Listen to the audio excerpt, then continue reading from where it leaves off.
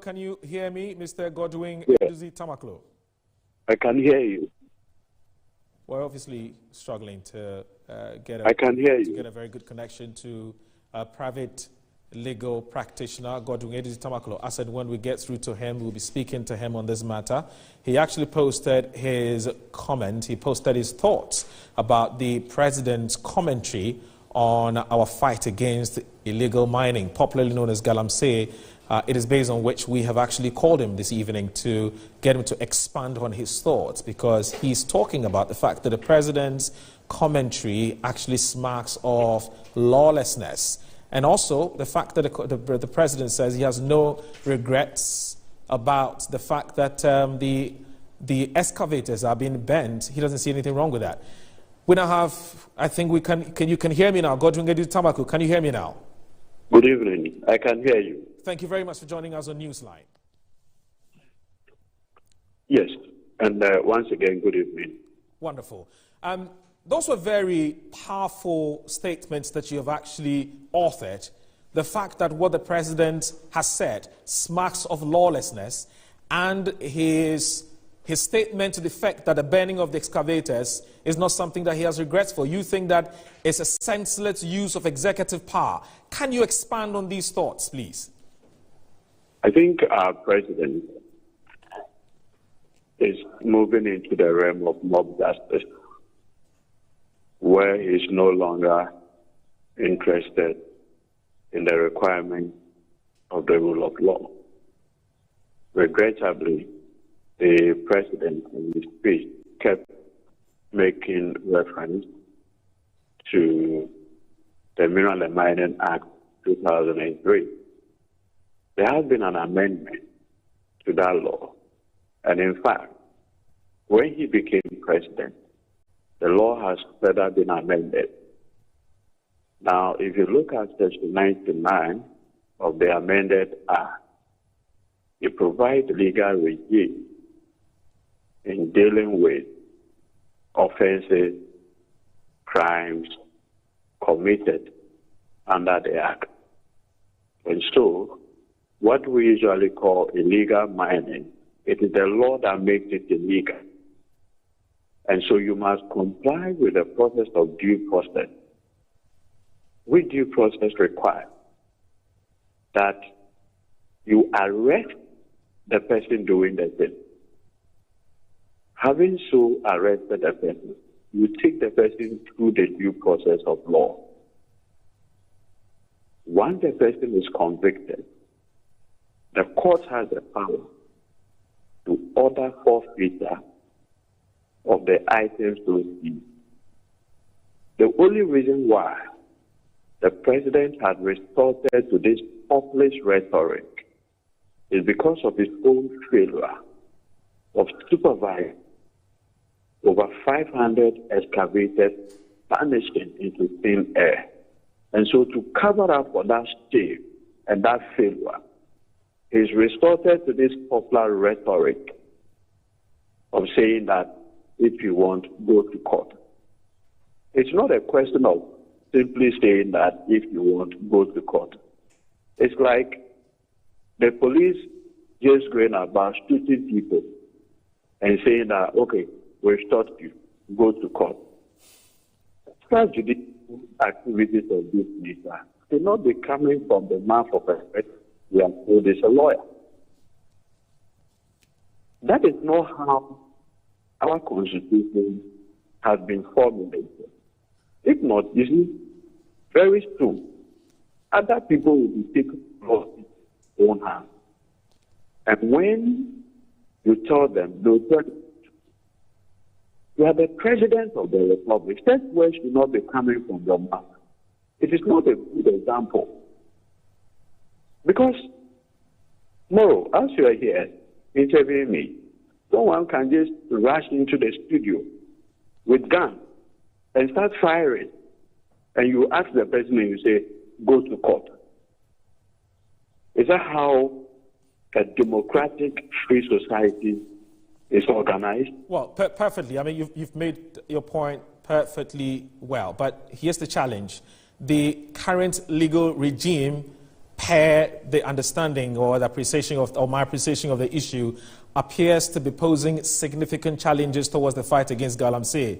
You talked about. Not true. You talked about. Not true. You talked about. Let me ask. Let me ask you a You talked question. About. Sorry, just a minute. You talked about the approach that was adopted before, and the president, seeing that approach is not working, has decided to endorse. Let me the burning of excavators. Example. Don't you think that the hydra-headed nature of this problem will require some sort of radicalism in dealing with it? And that's why he says he has no regrets. Go to court. There is no question of radicalism. This is the president who said he's putting his presidency on the line. By the time we finish, almost all his key appointees, from district chief executive, ministers, party officials, were found to be directly involved.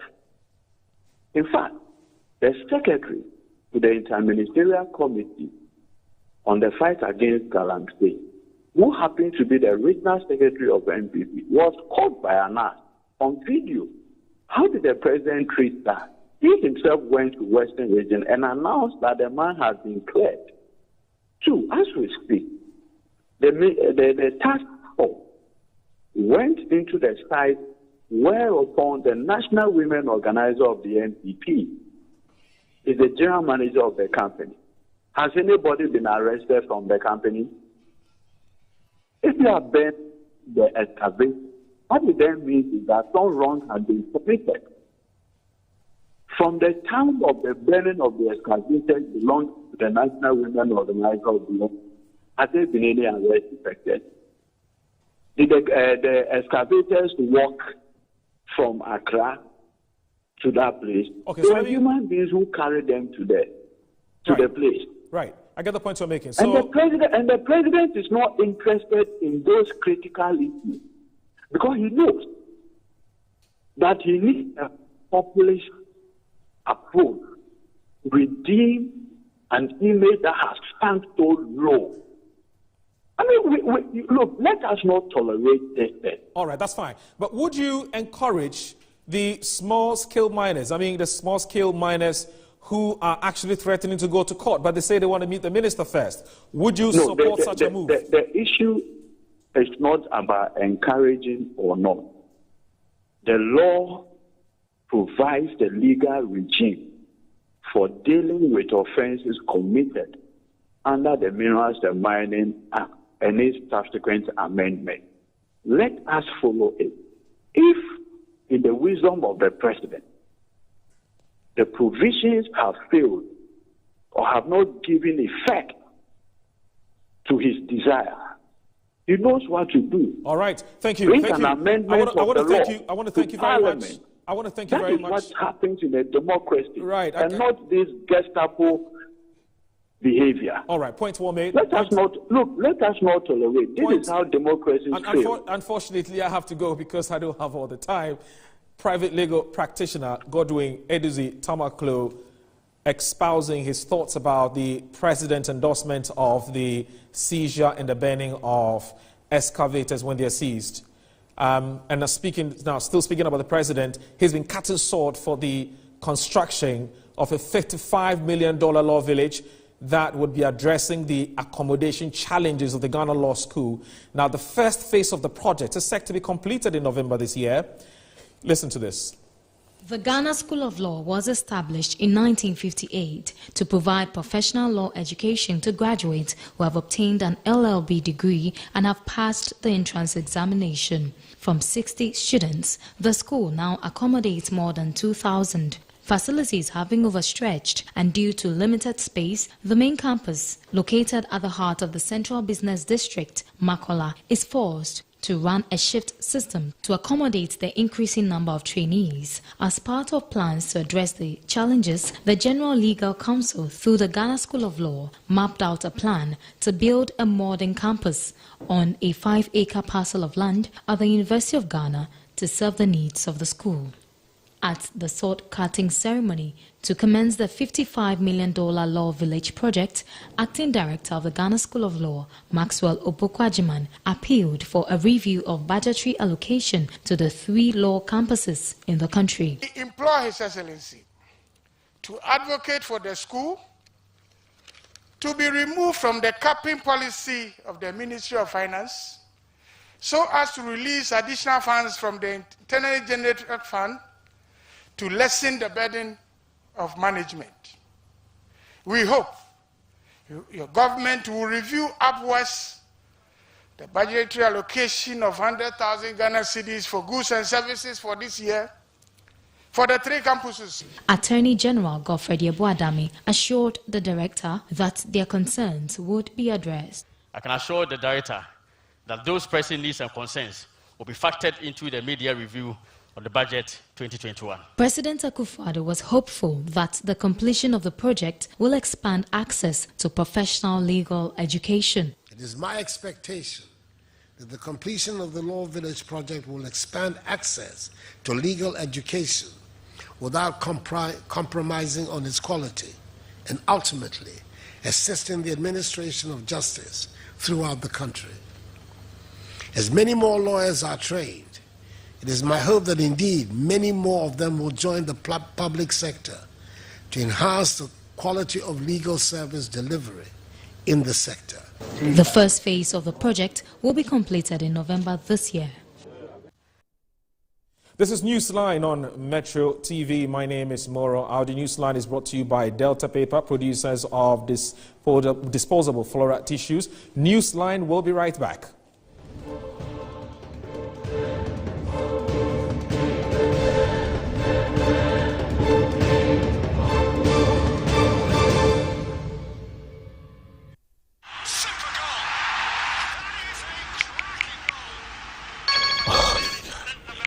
Hello? Hello to the man without the plan. Aye, man, enough now. Enough. You're clearly not ready to be amazed by the amazing football in May. What amazing football? I'm talking about the 155 Premier League, La Liga, Serie A, FA Cup, and Champions League matches, bro. That's 2 of the biggest cup finals, 3 of the biggest leagues in the world, reaching the pinnacle of the season, all in 1 month, Eddie. Wait, 155 matches and 2 cup finals? That's over 230 hours of football in just 31 days, bro. Oh, that is amazing. It is amazing, Eddie. Oh. Be amazed by the world's best football when you get connected to DSTV to watch the pinnacle of Europe's big leagues as well as the finals of the FA Cup and Champions League.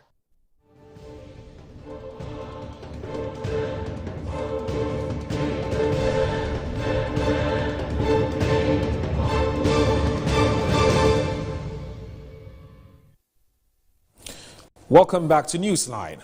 And now to some other stories where the members of the Ghana Association of Medical Laboratory Scientists at the Konfadoti Teaching Hospital have declared an indefinite strike starting Thursday, 27th May 2021 over the posting of 2 hematologists to the Laboratory Service Department of the hospital.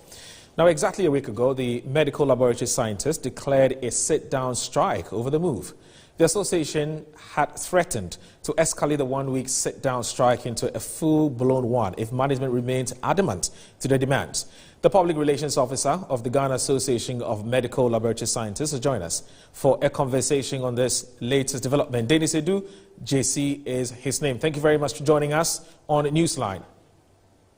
Thank you very much for having me. Right. I mean, I think it's well within your rights to go on strike. I mean, the labor laws allows that. But have you considered the adverse effect of your strike on the average Ghanaian? Well, I appreciate the concern, and we all wish that we had not come to this point. Because at any point in time, I can equally become a patient, just like you can become a patient. So we wish that we don't put ourselves in this situation where we have to go into the hospital and having to suffer.